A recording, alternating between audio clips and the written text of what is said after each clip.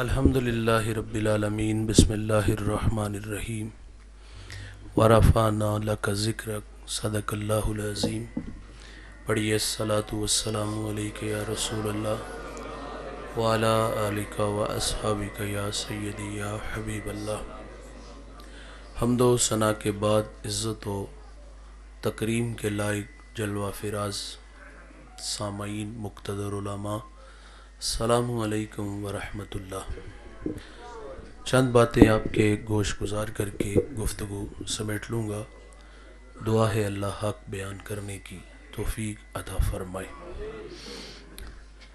ساگر صدیقی بارگاہ خیر الانام میں ہدیہ عقیدت پیش کرتا ہے۔ بزم کونین سجانے کے لیے آپ آئے، شمع توحید جلانے کے لیے آپ آئے، ایک پیغام جو ہر دل میں اجالا کر دے، ساری دنیا کو سنانے کے لیے آپ آئے، ایک مدت سے بھٹکتے ہوئے منزل کی طرف دور تک راہ دکھانے کے لیے آپ آئے، ناخدا بن کے ابلتے ہوئے طوفانوں میں کشتیاں پار لگانے کے لیے آپ آئے۔ آپ آئے تو ہر طرف اجالے انوار کرم کی برکھا برسی تھی۔ اور دوستان عزیز، ہم حضور کی آمد سے پہلے کے حالات پڑھتے ہیں۔ حضرت عیسیٰ علیہ السلام کے بعد 571 سال کا ایک طویل زمانہ بیت چکا تھا۔ اخلاقی قدریں زوال پذیر تھیں، رشتوں کا تقدس حضرت انسان بھول چکا تھا۔ اس معاشرے میں ماں جیسا بابرکت رشتہ منڈیوں میں بک رہا تھا۔ میرے کریم آقا نے آ کر کے جنت کو ماں کے قدموں تلے ڈال دیا۔ اس زمانے میں بہن کی توقیر نہیں تھی، بہن کو عزت بخشی، بیٹی کے سر پر عزت کی ردا رکھی، بیوی جو پاؤں کا جوتا تھا وہ محبوبہ ٹھہرتی ہے۔ اس وقت رشتوں کا حیا لوگ بھول چکے تھے۔ حضرت انسان اپنے خالق و مالک کو ہمیشہ کے لیے بھول چکا تھا۔ آقا تشریف لائے اور مکہ کے گھٹاٹوپ اندھیروں میں توحید کا چراغ جلایا۔ پھر اتنے اجالے انوار اترے کہ جو لوگ در در پہ دھکے کھا رہے تھے، آقا کی صدائے دل نواز نے انہیں کھینچ کے ایک خدا کے آگے جھکنا سکھا دیا۔ وہ کیا سید سلیم گیلانی نے کہا تھا کہ زیست یخ بستہ تھی تاریک نہا خانوں میں، ایک کرن پھوٹی اجالا ہوا ایوانوں میں، زہر آلود فضائیں تھی نمو سے آری، آپ آئے تو بہار آ گئی ویرانوں میں، کس نے اللہ سے ٹوٹا ہوا رشتہ جوڑا، ان سا محسن نہ فرشتوں میں نہ انسانوں میں۔ یہ احسان خداوندی ہے، اللہ نے ہمیں وہ نبی عطا کیا جس کے لیے نبیوں نے بھی دعائیں کی ہیں۔ حضرت ابراہیم علیہ السلام کعبے کی دیواروں کو کھڑا کر کے کہتے ہیں، ربنا وابعث فیہم رسولا، دیکھ اللہ تیرا بابرکت گھر تعمیر ہو گیا، اب تو اس پیارے رسول کو بھیج دے۔ یار ایک شخص روزانہ مکان کی چھت پہ چڑھتا ہے اور اداس نگاہوں سے ان راہوں کو دیکھتا ہے جن راہوں سے سونے محمد نے گزرنا تھا۔ دوستو، اس کی بے چینیاں، اس کا اضطراب بڑا عجیب تھا، اور زبان حال سے کچھ یوں کہا کرتا تھا کہ کیریاں میں کیریاں درد و غم دی کیریاں، اڈیاں چک چک راواں ویکھاں تیریاں۔ یہ بھی اداس کھڑا ہے۔ میرے نبی کی آمد سے 1000 سال قبل یمن سے طبہ اول علماء کی جماعت کو لے کر کے نکلتا ہے۔ جب یثرب آتا ہے تو علماء بتاتے ہیں یہ جا آخر الزمان محمد صلی اللہ علیہ وسلم کی ہجرت کی جا ہے، اور علماء نے کہا اب یہی ہماری آخری جا ہے، یہی ہماری سانسیں ٹوٹ جائیں گی، ہم اس بستی سے آگے نہیں بڑھیں گے۔ تو اس نے پھر علماء کے لیے وہاں 300 گھر بنائے، ایک گھر اس نے حضور کے نام کا بنایا۔ یار جو گھر حضور کے نام کا بنا ہوگا وہ بڑے چاؤں سے بنا ہوگا، وہ گھر حضور کے نام کا بنایا. علماء کی جماعت میں جو بڑے عالم تھے حضرت شامون، وہ گھر ان کے سپرد کیا اور احساس ذمہ داریاں کھینچ کے یمن لے جاتی ہیں. بس گزرتے ہوئے حضور کے نام ایک محبت نامہ لکھا. اس خط کی تحریر بڑی جاندار تھی. کیا لکھتے ہیں کہ میں طبہ اول آپ پر ایمان لاتا ہوں، آپ پر اترنے والی کتاب کی تصدیق کرتا ہوں. حضور میں آپ کا سب سے پہلا امتی ہوں اور مجھے بروز قیامت اپنے غلاموں میں شمار فرمائیے گا. خط لکھا، شامون کو دیا اور پھر گزر گئے اتنا کہہ کر کے کہ میرے پہ ایک مہربانی کرنا کہ اگر حضور میری زندگی میں تشریف لے آئیں تو مجھے ان کے آنے کی خبر دینا، اور اگر وہ میری زندگی میں تشریف نہ لا سکے تو یہ خط سنبھال لو، اس کو آگے نسلوں میں منتقل کر دینا. وہ چلا گیا یمن. اس شاک کی بستی حضور کی راہوں میں ڈیرے جما کے بیٹھ گئی. طبہ روزانہ وہ راہیں تکتا کہ کہیں سے کوئی سندیسہ، کہیں سے کوئی پیغام محبت آ جائے کہ جس کی راہوں میں تو کھڑا ہے وہ پیارا محمد دنیا میں جلوہ گر ہو چکا ہے. حضور کی راہوں میں تڑپ تڑپ کے طبہ نے جان دے دی اور اس شاک کی بستی حضور کی راہوں میں پلکیں بچھائی بیٹھی ہیں اور اپنی اپنی باری پہ وہ بھی اللہ کے پاس چلے گئے. خط آگے نسلوں میں منتقل ہوتا رہا.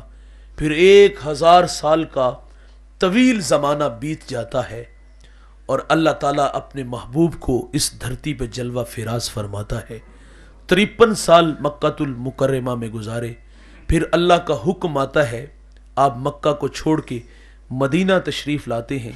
والہانہ استقبال ہوا. طلع البدر علینا کی صدائیں پورے مدینے میں گونج اٹھتی ہیں. اور وہ خط جو 1000 برس پہلے لکھا تھا، وہ خط مدینے کا بڑا معتبر ایک نام ہے اور بڑا مہربان نام ہے. بڑا معتبر صحابی ہے جنہیں حضرت ابو ایوب انصاری رضی اللہ تعالیٰ عنہ کہا جاتا ہے. وہ خط ان تک آیا اور ابو ایوب انصاری کا فخر یہ ہے کہ انہیں حضور کی میزبانی کا بھی شرف ملا ہے. رومی کہتے جب حضور ان کے گھر تشریف لے گئے تو ان کی حالت ہی بڑی عجیب سی ہو گئی کہ امروز شاہ شاہاں مہمان شدست و مارا، جبریل با ملائک درباں شدست و مارا. کہتے ہیں آج شاہوں کا شاہ میرے گھر کا مہمان بنا ہے اور نوریوں کا سردار میرے گھر کا پہرا دے رہا ہے. حضرت ابو ایوب انصاری تک وہ خط آیا.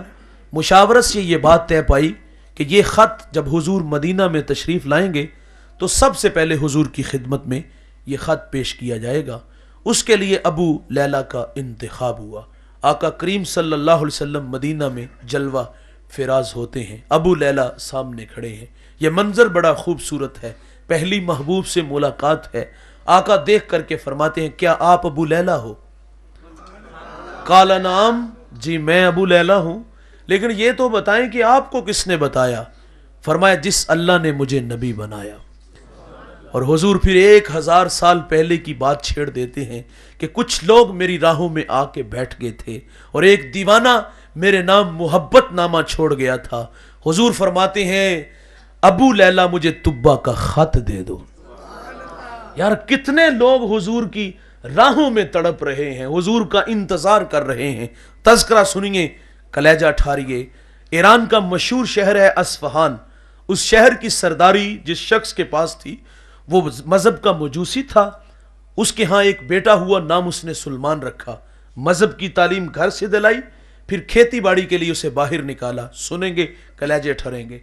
اس کو جب کھیتی باڑی کے لیے نکالا تو سلمان کہتے ہیں کہ سر راہ عیسائیوں کا ایک گرجا آیا.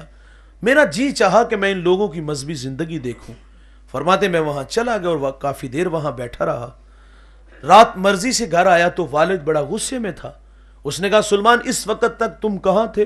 فرماتے سچ سچ بتا دیا، گرجے میں تھا اور مجھے ان لوگوں نے متاثر کیا ہے. اب اس مذہب کی محبت میرے دل میں ہے. سلمان کہتے میرا والد ڈرا کہ کہیں یہ مجوسیت کو چھوڑ کر عیسائیت کو قبول نہ کر لے. لوہے کی زنجیروں سے مجھے جکڑ دیا گیا. پھر رد عمل کے طور پہ ضد پیدا ہوئی. فیصلہ کر لیا کہ اب اس مذہب اور اس کے ماننے والے، یہ وطن اور اس کی بہاریں، ان سے ہمیشہ کے لیے اپنا تعلق توڑنا ہے. فرماتے مجھے سبیل ملی اور میں ملک شام آیا. وہاں ایک عالم سے ملاقات کی، اپنے حالات سے آگاہ کیا کہ اس مذہب کی محبت مجھے یہاں کھینچ لائی ہے اور شہر کی سرداری کو ٹھوکر مار کے آیا ہوں، تشنا ہوں، میری پیاس بجھاؤ۔ فرماتے تا دم آخر جب تک وہ عالم زندہ رہا میں نے اس کی بڑی خدمت کی، سانسیں ٹوٹنے لگی تو میں سراپے سوال بن کے سامنے کھڑا ہو گیا کہ اب جاؤں تو کہاں جاؤں۔ اس نے مجھے ایک عالم کا پتہ بتایا کہ وہ تیری تشفی کرے گا۔ فرماتے میں اس کی خدمت میں حاضر ہوا، اس کی بھی بڑی خدمت کی، مرنے لگا تو میں نے اس کو بھی کہا کہ اب کس چوکھٹ کا بیکاری بناؤ گے؟ کہتے اس نے مجھے ایک اور عالم کے پاس بھیجا۔ جب وہ مرنے لگا تو سوال اس کے سامنے بھی کیا کہ اب جاؤں تو کہاں جاؤں؟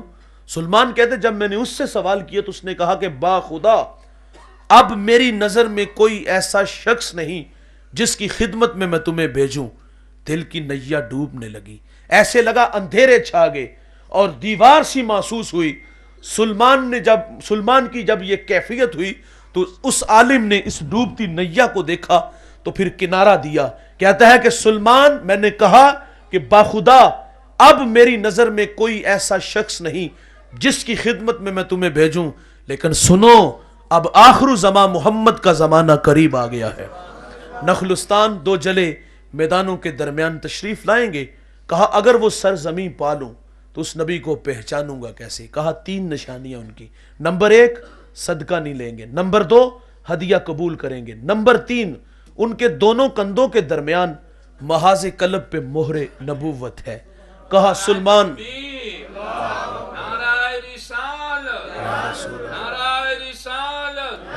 سرکار کی آمد، حضور کی آمد، سیدی مرشدی یا نبی یا نبی، سیدی مرشدی یا نبی یا نبی، نعرہ رسالت۔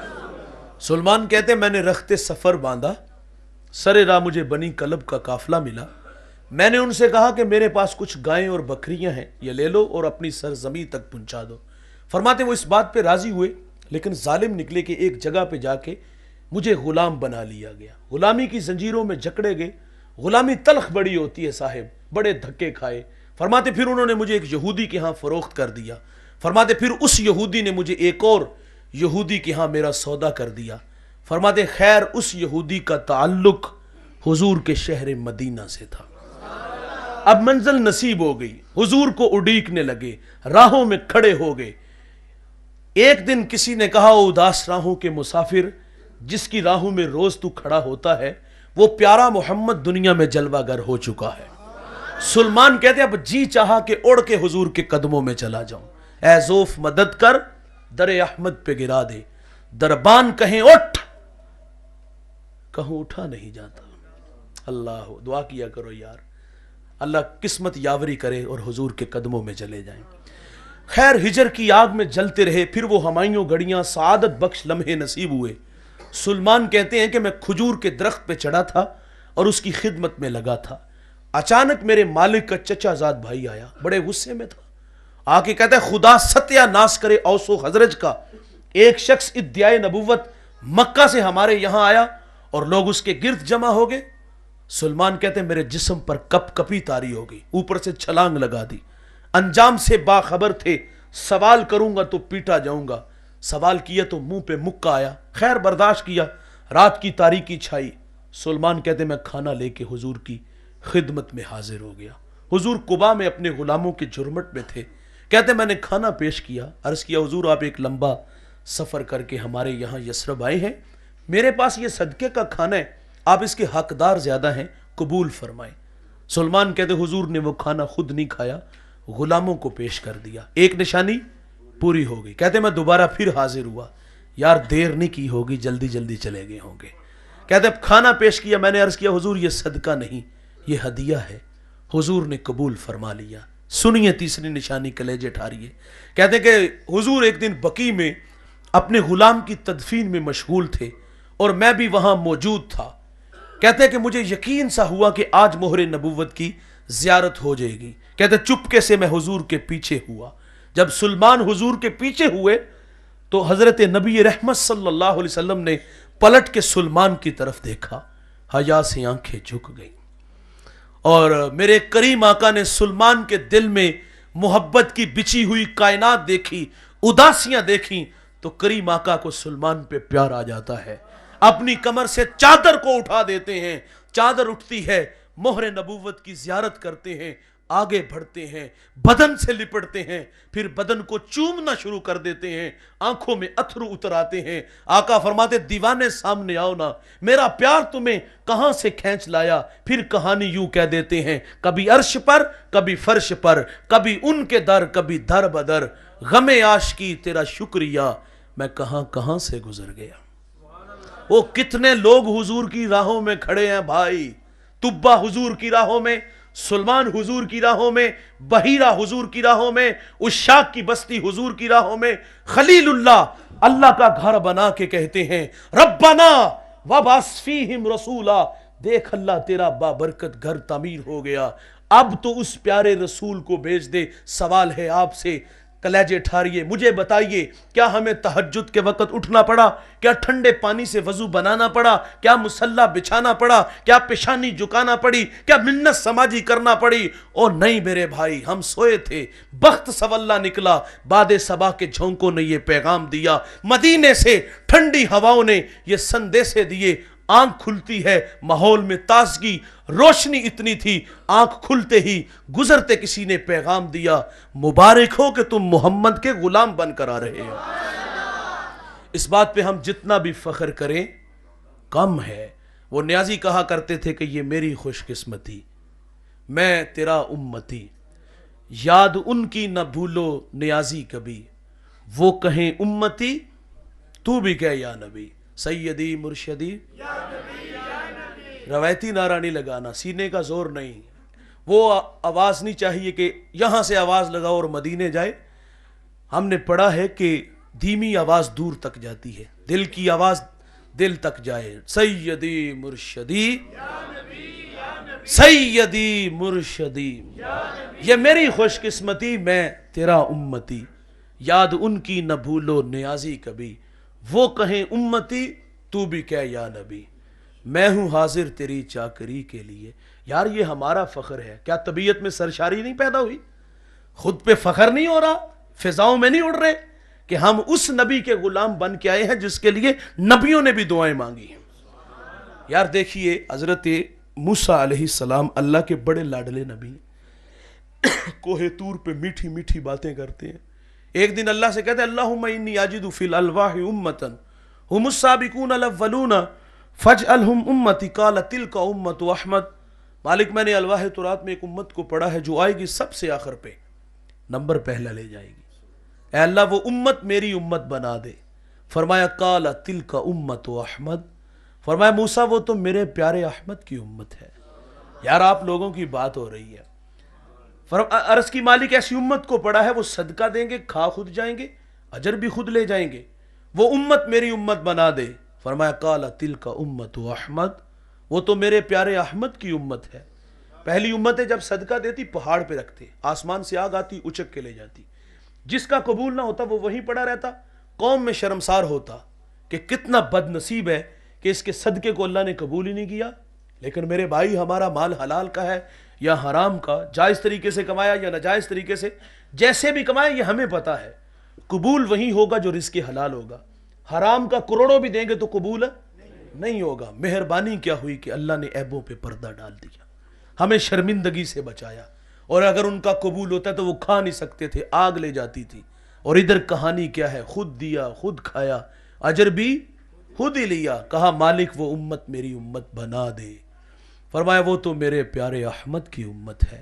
ایک اور سوال کی ایسی امت کو پڑا ہے وہ نیکی کا ارادہ کریں گے، نیکی کی نہیں، دل میں شوق پیدا ہوا ہے کہ میں دکھیوں کے کام آؤں گا، میں بیواؤں کے کام آؤں گا، میں کانٹوں بری بستی میں سنت کے پھول اگاؤں گا، میں جیوں گا اللہ کے لیے، مروں گا اس کے دین کے لیے، میری دھڑکنیں میری سانسیں قرآن کی نوکری میں گزرے گی، یہ نیکی کا ارادہ ہے۔ حضور فرماتے مومن کی نیت اس کے عمل سے بہتر ہوتی۔ ایک شخص کے نامہ اعمال میں حج لکھا ہوگا، عرض کرے گا مالک حج تو کیا ہی نہیں، تو جواب آئے گا بندے جب حاجیوں کے قافلے چلتے تھے دل تو تڑپتا تھا، تیری تڑپ کو دیکھتے ہوئے نامہ اعمال میں حج لکھ دیا۔ نیکی کا ارادہ ہے بھائی، ابھی کسی دکھیے کے کام نہیں آیا، ابھی کسی گرتے کو سہارا نہیں دیا، ابھی کسی کو کھینچ کے مسجد میں نہیں لایا، ابھی کسی کی پیشانی میں سجدوں کا نور نہیں لایا، ابھی کسی کی آنکھوں پر حیا کے پہرے نہیں بٹھائے، ابھی کسی کے کانوں میں قرآن کے نغمے نہیں لایا۔ جذبے نیک تھے۔ اللہ نیک جذبوں کا احترام کرتا ہے۔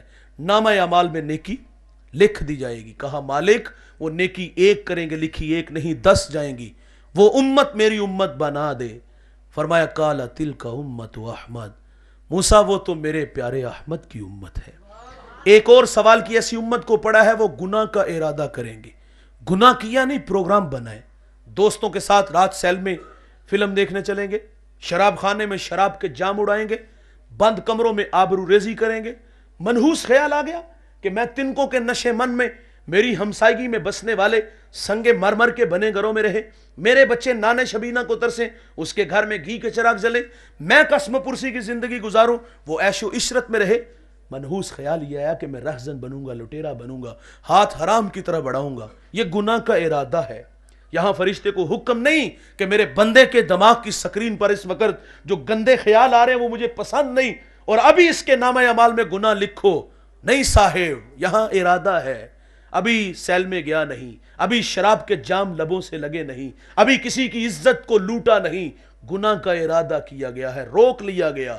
ہو سکتا ہے یہ جو قدم سیل میں گھر کی طرف اٹھ رہے ہیں اللہ کے گھر میں آ جائیں، یہ جو ہاتھ حرام کی طرف بڑھا رہا ہے اللہ کے تھوڑے پر راضی ہو جائے۔ گناہ کے ارادے سے گناہ نہیں لکھا جائے گا۔ انسان کی فطرت میں بھول جانا بھی ہے، اگر گناہ سرزد ہو جائے گا تو لکھا بھی ایک جائے گا۔ جوانوں، جو ندامت کے آنسو اس کی چوکھٹ پہ لے کے آ جائے گا، کیے ہوئے گناہوں پر شرمسار ہوگا، ہجرت کر کے پلٹ آئے گا، 2 اتھرو بہا دے گا، یہ وعدہ ہے اس کا۔ حدیث کے لفظ ہیں، اللہ فرماتے ہیں میں اس کے گناہ کو لوح محفوظ سے مٹا دوں گا۔ جو معذرت چاہتے ہیں اللہ معاف کرتا ہے۔ ایک جوان نے 20 سال اللہ کی عبادت کی، پھر 20 سال اس کی چوکھٹ سے دور چلا گیا، 40 سال عمر ہوئی، آئینے کے سامنے کھڑا ہوا، داڑھی میں سفید بال نظر آئے تو رونے لگا۔ یہ جو داڑھیوں میں سفید بال آتے ہیں موت کی نشانی ہے۔ یاداشت جب کمزور ہونا شروع ہو جائے موت کی نشانی ہے۔ یہ اٹھتے جنازے، یہ پھیلی قبریں، بچھے ہوئے صفے ماتم، یہ موت کی نشانیاں ہیں۔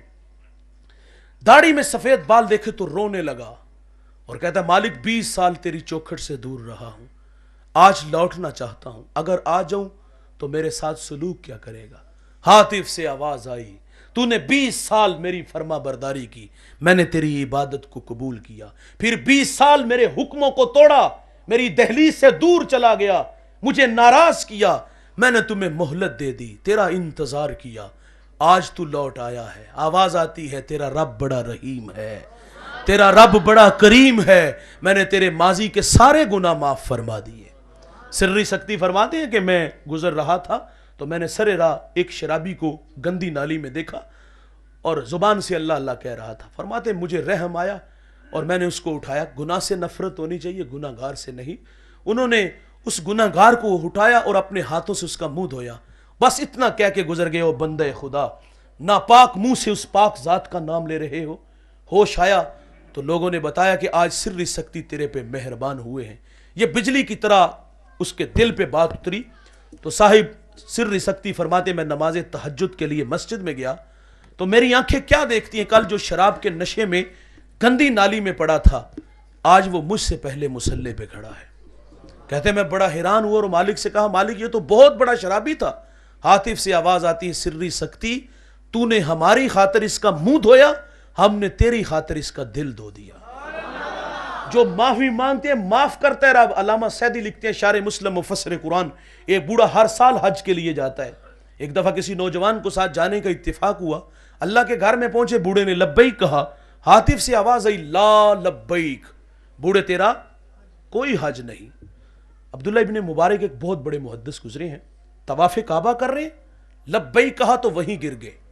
لوگوں نے آب زمزم منہ پہ چھڑکا، ہوش آیا، کہا حضرت اچانک سے طبیعت بدل گئی، بے ہوش ہو گئے؟ تو آپ فرماتے جب میں نے لبیک کہا نا تو مجھے ڈر لگا کہ کہیں لا لبیک کی آواز نہ آ جائے۔ علامہ سعدی لکھتے ہیں ایک شخص اللہ کے گھر میں سنگریزوں پہ سر رکھ کے رو رہا تھا اور کیا کہتا ہے اللہ اندھا اٹھانا، لوگوں کے سامنے شرمندہ نہ کرنا۔ یہ درد میں ڈوبی ہوئی آواز کسی گناہ گار کی تھی، کسی اوگن ہار کی تھی؟ یار کوئی میرے جیسا گناہ گار تھا کہ گناہوں کی گٹھڑی کندھوں پہ اٹھا کے 7 سمندر پار گیا اور اپنے کیے ہوئے جرم یاد آئے تو وہاں رونے لگا. سعدی کہتے گدھا اگر عاجزی کرے نا تو اس کی عاجزی نہیں ہوتی، عادت ہوتی ہے. میرے جیسا بندہ کہے نا یا اللہ شرمندہ نہ کرنا، گناہوں کی گٹھڑی لے کے آیا ہوں اور مجھے معاف کر دینا، بات سمجھ میں آتی ہے. لیکن صاحب وہ جو رو رو کے کہتا ہے اے اللہ اندھا اٹھانا بڑا قداور آدمی تھا، جب آگے بڑھ کر دیکھا گیا تو وہ وقت کا شیخ عبد القادر جیلانی تھا. والذین یبیتون لربہم سجدا وقیاما، یہ وہ جوان ہے جس کی راتیں کبھی سجدے میں تو کبھی قیام میں گزرتی ہیں. یہ وہ جوان ہے جس نے 40 سال عشاء کے وضو سے فجر کی نماز پڑھی ہے. یہ وہ جوان ہے جس نے 15 سال ہر شب میں 1 مرتبہ قرآن مجید کی تلاوت کی ہے. یہ ان کی کیفیت ہے حرم مکہ میں.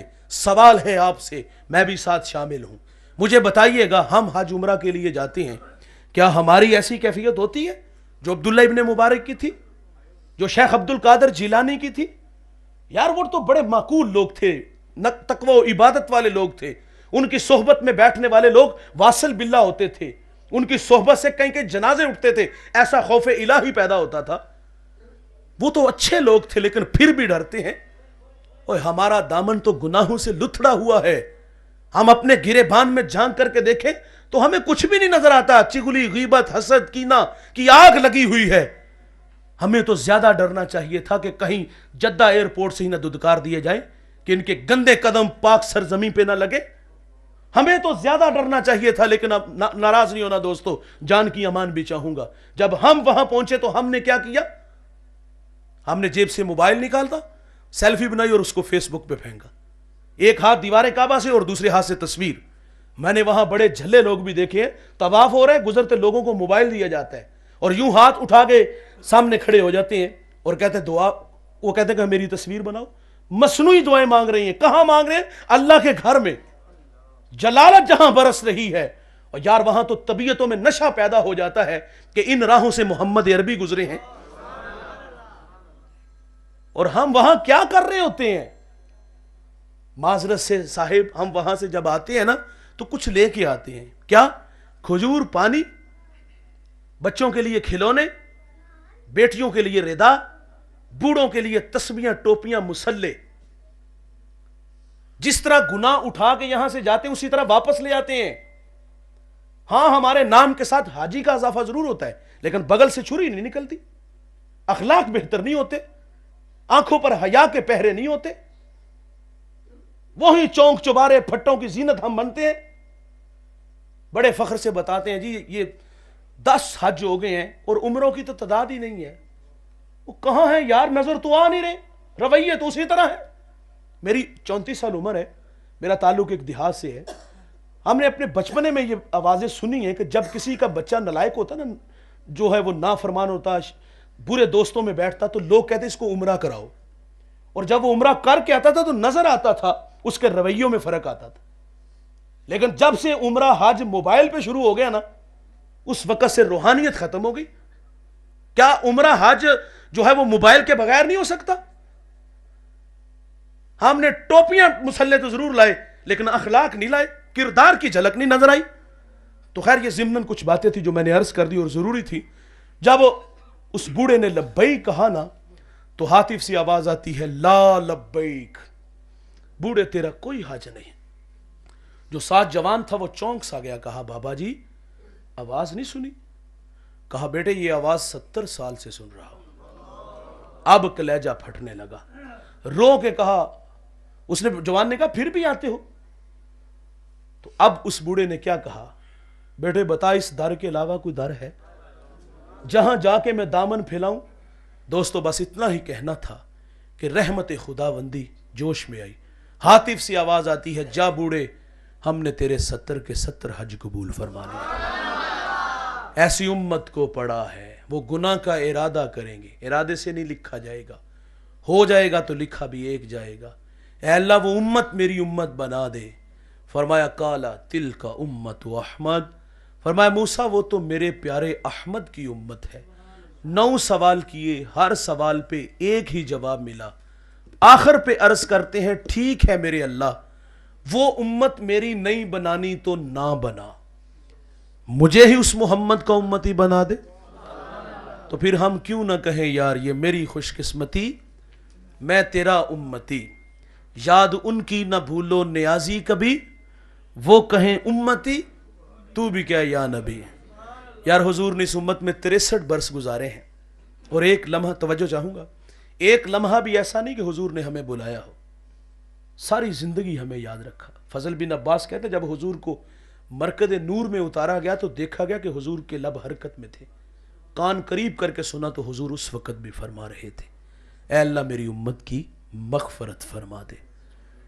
وہ لمحے یاد کیجئے دوستو جب حضور پر عذاب کی آیتیں اتری تھی، رنگ متغیر ہو گیا، مجمع صحابہ سے اٹھے باہر چلے گئے، صحابہ سمجھے شاید حضور کسی حاجت کے لیے گئے ہیں، تھوڑی دیر انتظار کیا، تشریف نہ لائے تو تلاش کرنا شروع کر دیا، ایک دن 2 دن، حتیٰ کہ تیسرے دن کا سویرا طلوع ہو گیا، ممبر اداس ہے، گلیاں اجڑ گئیں۔ بلال حبشی کو زمانے نے دیکھا کہ مدینے کی گلیوں میں چیخیں مار مار کے رو رہا ہے، اور بیٹی فاطمہ گھر میں غشی پر غشی آ رہی ہے۔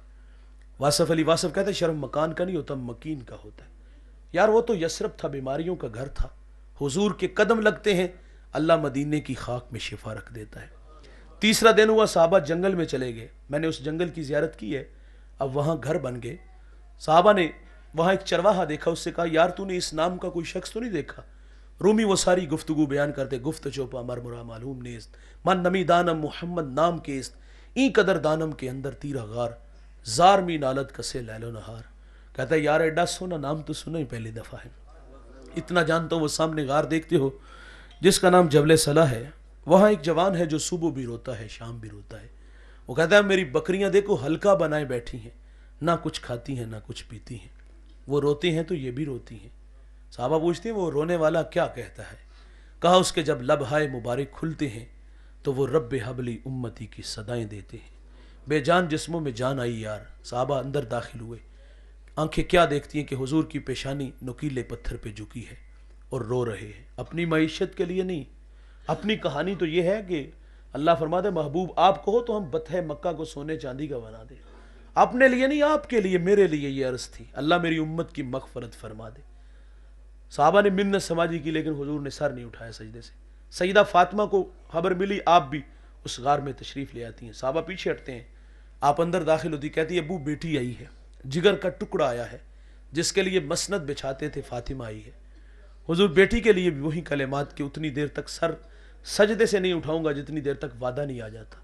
سنو صاحب، جب حضور نے سجدے سے سر نہ اٹھایا تو پھر سیدہ اللہ سے فریاد کرتی ہے کہ میں نے سنا ہے جب فقیروں اور درویشوں کی دعائیں مستجاب نہیں ہوتی تو وہ سروں سے پگڑیاں اتار کے تجھ سے بھیک مانگتے ہیں، پھر تجھے اپنے بندوں پہ رحم آ جاتا ہے۔ عرض کیا مالک آج تیرے نبی کی بیٹی فاطمہ جس پر تو نے تطہیر کی آیتوں کو نازل کیا ہے، سر سے دوپٹہ اتار کے اپنے بابا کی امت کے لیے تجھ سے بھیک مانگتی ہوں۔ سیدہ کا ہاتھ ردا کی طرف بڑھا، کوہرام مچ گیا دوستو، بادلوں کی اوٹ میں سورج نے منہ چھپا لیا، ایسے لگا کہ قیامت آ گئی۔ رومی کہتے پھر ایک صدا اٹھی، پس ندا آمد ز یزداں کا رسول، من دعائے فاطمہ کردم قبول، گھر طلب کر دی زمین و آسماں، جملہ بخش دے مشدر یک سما۔ کہا جبریل دیر نہ کرو جلدی جاؤ، میرے نبی سے کہو کہ سجدے سے سر اٹھا لیں، ہم نے فاطمہ کی دعا قبول کر لی ہے، جیسے آپ کہو گے امت سے ویسے ہی معاملہ فرما دیں گی۔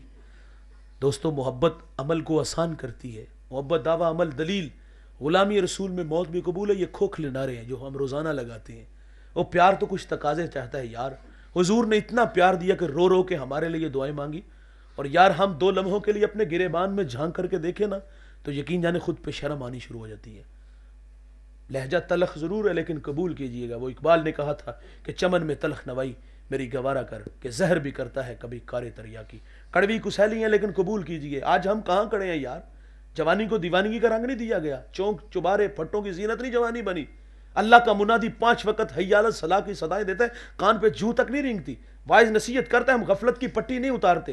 اوے ہم کسی کو آخرت کی بات سنائے نا تو لوگ منہ پہ بات مارتے ہیں، مولوی اپنی تقریر اپنے پاس رکھ، شباب ہمیشہ رہے گا، عمر کے سائے نہیں ڈلیں گے، موت کی ہچکیاں نہیں لگیں گی، خدا کی کچہری میں پیشی نہیں ہوگی، لیکن میں کہتا ہوں بھائی کبھی آسمان کی چھاتی پہ چمکتا چاند بھی دیکھا کرو۔ یہ ایک صورت میں نہیں ہوتا، یہ کبھی قمر کبھی بدر کبھی حلال ہوتا ہے۔ جوانوں ہمیں ہمیشہ نہیں دنیا میں رہنا، یہاں جو آیا ہے وہ جانے کے لیے، جو پیدا ہوا ہے وہ مرنے کے لیے۔ کل من علیہ فان، جو بھی ہے اس کو فنا ہے، بقا صرف اللہ کو ہے۔ آؤ جوانوں ہم ان راہوں کے مسافر بن جائیں جن راہوں پہ اللہ اور اس کے پیغمبر کی رضا بچی ہے.